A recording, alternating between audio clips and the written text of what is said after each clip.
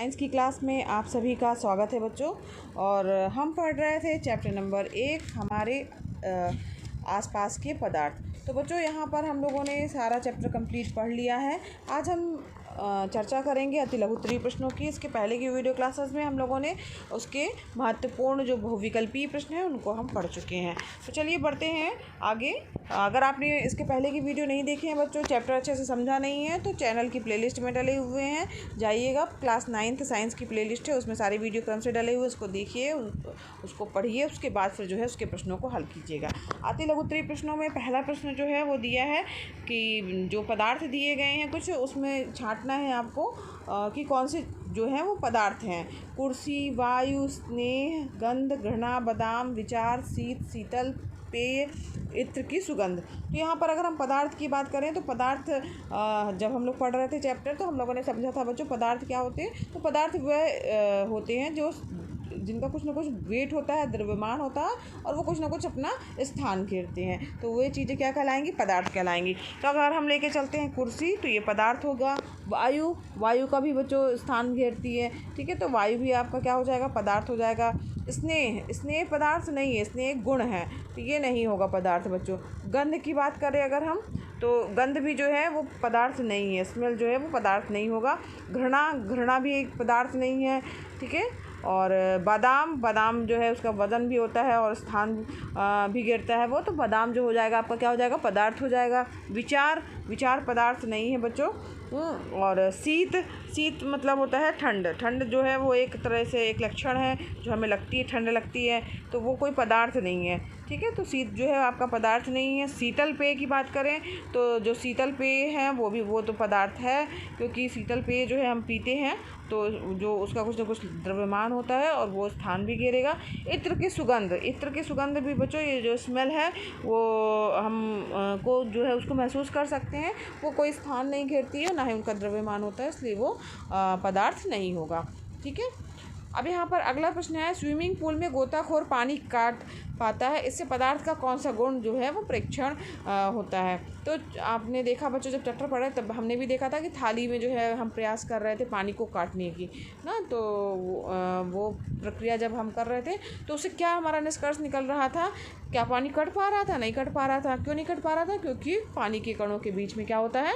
आकर्षण बल होता है। तो स्विमिंग पूल में गोताखोर जो है वो पानी को काट पाता है, क्योंकि जल के कणों के मध्य में जो है आकर्षण बल होता है, जो कणों को साथ जो है वो रखता है, इसके कारण जो है वो यह प्रक्रिया कर पाता है।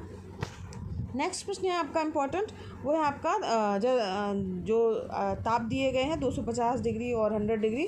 तो यहाँ पर जल की भौतिक अवस्था आपको बतानी है। तो 250 डिग्री सेल्सियस पर जो है अगर हम बात कर रहे हैं, तो चूँकि पानी जो है बच्चों 100 डिग्री सेल्सियस पे क्या होता है? वो भाप में बदलने लगता है, उबलने लगता है। तो यहाँ पर 250 डिग्री सेल्सियस है, तो निश्चित रूप से पानी क्या होगा? उसकी अवस्था कौन सी हो जाएगी? धीरे धीरे वो गैसीय अवस्था में पूरा बदल चुका होगा, यानी उसकी अवस्था क्या हो जाएगी? गैसीय अवस्था, ठीक है। अगला है बच्चों 100 डिग्री सेल्सियस। तो यहाँ पर 100 डिग्री सेल्सियस पर 100 डिग्री सेल्सियस ताप पर बच्चों जो पानी होगा आपका वो लिक्विड फॉर्म में भी रहेगा और गैसीय अवस्था में भी, मतलब उसी फॉर्म 100 डिग्री पर लिक्विड फॉर्म पे रहते हुए धीरे धीरे गैसीय, जैसे ही 100 डिग्री से ज़्यादा होगा वो गैसीय अवस्था में बदलना चालू हो जाएगा। यानी अगर पर्टिकुलर 100 डिग्री सेल्सियस की बात की जाए तो जो पानी है वो आपका लिक्विड और गैस दोनों ही अवस्था में जो है वो रहेगा, ठीक है। तो यहाँ पर नेक्स्ट प्रश्न की ओर बढ़ते हैं। निम्नलिखित पदार्थों को उनके कणों के बीच जो है बढ़ते हुए आकर्षण के अनुसार जो है आपको व्यवस्थित करना है कि कणों के बीच में किस तरीके से आकर्षण है। तो यहाँ पर देखिए पानी है, यानी जल है, चीनी है और ऑक्सीजन है। तो यहाँ पर जो है कितना आकर्षण होगा? तो जो देखिए पानी जो है वो लिक्विड फॉर्म है, चीनी ठोस रूप हो गया और ऑक्सीजन जो है वो उसका गैसीय रूप हो गया। तो यहाँ पर हमने पढ़ा है बच्चों कि गैस के जो कण होते हैं उनके बीच में आकर्षण बल सबसे कम होता है, ठीक है। और सबसे ज़्यादा किस पे होता है? ठोस जो के कण होते हैं उनमें आकर्षण बल सबसे ज़्यादा होता है। तो यहाँ पर चूँकि बढ़ते हुए क्रम में आकर्षण के अनुसार रखना है, तो यानी सबसे छोटा आएगा, फिर उससे बड़ा आएगा, फिर उससे बड़ा आएगा। सबसे छोटा मतलब सबसे कम आकर्षण बल किस में होगा? ऑक्सीजन में होगा। इसके बाद जो है लिक्विड है, जल, उसमें आकर्षण बल होगा। फिर उसके बाद सबसे ज़्यादा किस में होगा? चीनी में होगा। तो यहाँ पर जो इसका उत्तर जो आपका बनकर के आएगा बच्चों, वो हो जाएगा आपका ऑक्सीजन, फिर जल और चीनी, ठीक है। फिर नेक्स्ट प्रश्न की ओर बढ़ते हैं। 5वां प्रश्न है आपका, पदार्थ के कणों के आकार के विषय में आप क्या जानते हैं। तो पदार्थ के कण बच्चों, जो हमने उसके कणों की जो गुणधर्म पढ़े थे, उसमें पदार्थ के कण जो होते हैं वो अत्यंत सूक्ष्म होते हैं। तो यहाँ पर आप एक लाइन में इतना आंसर दे सकते हैं, पदार्थ के कण अत्यंत सूक्ष्म होते हैं। नेक्स्ट प्रश्न है बच्चों, 2 पदार्थों के नाम लिखना है जो ऊर्ध्वपातन करते हैं। तो यहाँ पर चैप्टर पढ़ते समय भी हम लोगों ने पढ़ा था, तो उसमें कपूर हो गया, अमोनियम क्लोराइड हो गया ना, और नेफ्थलीन की जो बाल होती है वो हो गई। तो ये सब जो है ऊर्ध्वपातन वाले पदार्थ हैं, जो कि सीधे जो है ऊर्ध्वपातन की प्रक्रिया होती क्या है बच्चों, उसमें ठोस पदार्थ जो सीधे जो है वो गैस की अवस्था में बदल जाते हैं, द्रव की अवस्था में वो नहीं जाते हैं, सीधे ठोस से गैस की अवस्था में पहुंच जाते हैं। तो यहाँ पर जो है अमोनियम क्लोराइड इसका फॉर्म लिख सकते हैं और कपूर लिख सकते हैं। ठीक है, नेक्स्ट प्रश्न है, 2 गैसों के नाम आपको बताने हैं जिन्हें घरों तथा अस्पतालों में संपीड़ित रूप में आपूर्ति की जाती है। तो निश्चित रूप से बच्चों आपके सभी के घरों में गैस सिलेंडर होती है जिसमें LPG गैस भरी होती है, तो ये LPG हो जाएगी गैस का नाम। और दूसरी बात जो है, हॉस्पिटल की बात हो रही है, तो हॉस्पिटल में ऑक्सीजन के जो है आपने सिलेंडर देखे होंगे जिसमें ऑक्सीजन गैस भरी होती है। तो यहाँ पर LPG और ऑक्सीजन 2 जो है गैस हैं जिनको संपीड़ित करके जो है सिलेंडर के रूप में भरा जाता है, और उनका जो है प्रयोग जो है वो घरों में और अस्पतालों वगैरह में किया जाता है।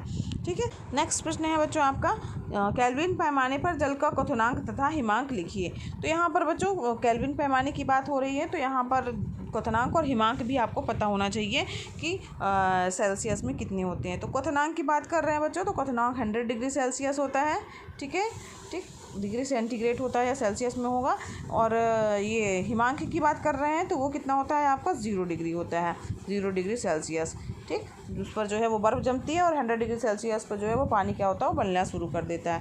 तो यहाँ पर चूँकि अब यहाँ पर हमें चाहिए है कि केल्विन पैमाने पर और केल्विन पैमाने पर हमें लिखना, तो डिग्री सेल्सियस और केल्विन पैमाने के बीच जो है वो क्या संबंध है वो पता होना चाहिए। तो 0 डिग्री सेल्सियस जो होता है वो 273 केल्विन के बराबर होता है, 273 K के बराबर होता है। ठीक है, तो अगर हम हिमांक की बात करें तो हम डायरेक्ट लिख सकते हैं बच्चों 273 केल्विन होगा।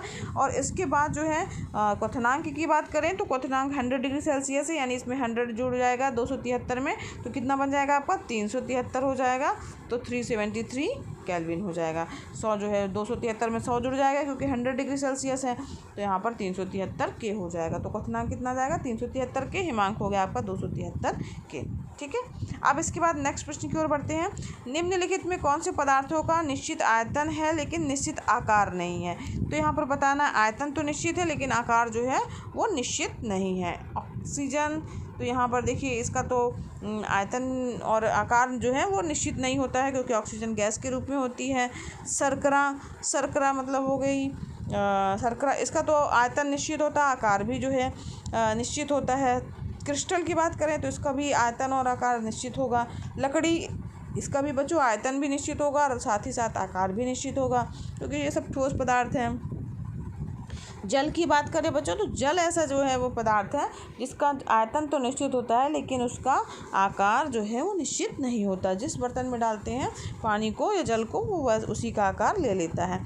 वायु, तो वायु भी नहीं है क्योंकि इसका जो है वो आकार और इसमें इसका जो है आकार निश्चित नहीं होता है। ठीक है, तो इस प्रकार से इसका आंसर जो हो जाएगा 9वीं का वो हो जाएगा केवल जल। ठीक है, नेक्स्ट प्रश्न की ओर बढ़ते हैं बच्चों। 10वां प्रश्न है आपका कि निम्नलिखित में से कौन से पदार्थों का आकार व आयतन निश्चित नहीं है। तो यहाँ पर देखिए इसमें भी यही करना है आपको, आकार व आयतन दोनों निश्चित नहीं है, मतलब इनका ना तो आकार ही निश्चित है ना तो आयतन ही निश्चित है। तो ऐसा कब हो सकता है, ये ऐसा जो है वो गैस के अणुओं के बीच में होता है। जो गैसीय रूप में होंगे उनका आकार और आयतन दोनों ही निश्चित नहीं होता है। तो यहाँ पर देखिए सबसे पहले ऑक्सीजन लिखा हुआ है, तो ऑक्सीजन जो है इसका जो है आकार और आयतन निश्चित नहीं होगा क्योंकि ये गैस है। ठीक है, और इसके अलावा शर्करा, क्रिस्टल, ये सब जो है वो ठोस पदार्थ हैं, इनका आकार आयतन निश्चित होगा। लकड़ी का भी आकार आयतन निश्चित होगा।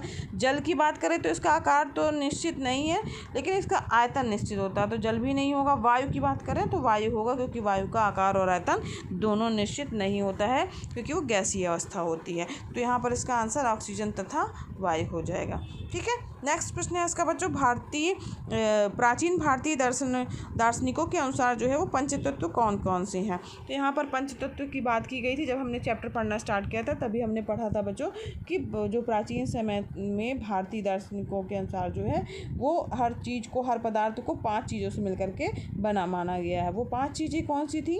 वो थी पृथ्वी, वायु, अग्नि, जल और आकाश। पृथ्वी, वायु, अग्नि, जल और आकाश, इन्हीं को क्या कहा जाता है? पंचतत्व कहा जाता है। पंचतत्व जो है ये यही हैं। ठीक है, तो यहाँ पर 11वें का प्रश्न का उत्तर इस तरीके से आप लिख सकते हैं। अगला प्रश्न है बच्चों, तरल क्या है? 2 उदाहरण दीजिए। तो तरल पदार्थ की बात करें हम तो जो बह सकता है और अपना आकार बदल सकता है वो क्या कहलाता है? तरल कहलाता है। जैसे कि अगर हम बात करें तो यहाँ पर देखिए द्रव हो गए और गैस। ठीक है, तो ये दोनों जो हैं वो बह सकते हैं और आकार बदल सकते हैं, इसलिए ये क्या कहलाएंगे? तरल पदार्थ कहलाएंगे। ठीक है, नेक्स्ट प्रश्न पढ़ते हैं। जल में घुली ऑक्सीजन का एक उपयोग लिखिए। तो सबसे बड़ा उपयोग तो बच्चों पानी में जो घुली ऑक्सीजन है वो जलीय जीवों के लिए ऑक्सीजन की तरह काम में आती है, जो कि वो सांस में लेते हैं। ठीक है, तो यहाँ पर अगर घुली ऑक्सीजन का प्रयोग का बात हो रही है तो यहाँ पर जलीय जीव जो रहेंगे वो जल में घुली ऑक्सीजन का उपयोग श्वसन के लिए करते हैं, सांस लेने में करते हैं। ठीक है, 2 प्रश्न और इम्पॉर्टेंट है बच्चों।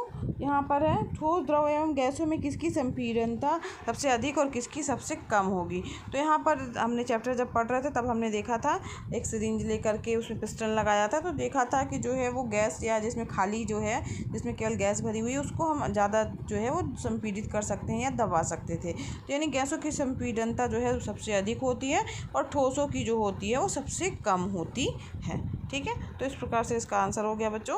और चैप्टर पढ़ते समय हम लोगों ने एक्सपेरिमेंट करके इसको अच्छे से समझा भी था। नेक्स्ट प्रश्न है बच्चों, ठोस, द्रव और गैस की दृढ़ता के घटते क्रम में जो है इसको व्यवस्थित करना है।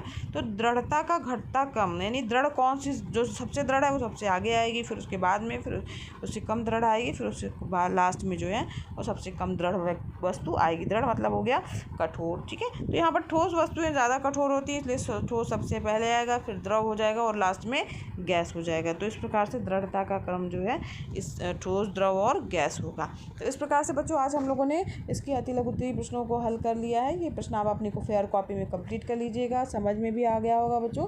आशा है आपको मेरा पढ़ाना पसंद आ रहा होगा। तो वीडियो को लाइक कीजिए, चैनल पर नए हैं तो चैनल को सब्सक्राइब कीजिए, साथ ही बेल आइकन भी प्रेस कीजिएगा ताकि आपको नए वीडियो का नोटिफिकेशन सबसे पहले मिले। मिलते हैं बच्चों नेक्स्ट वीडियो क्लास में। धन्यवाद।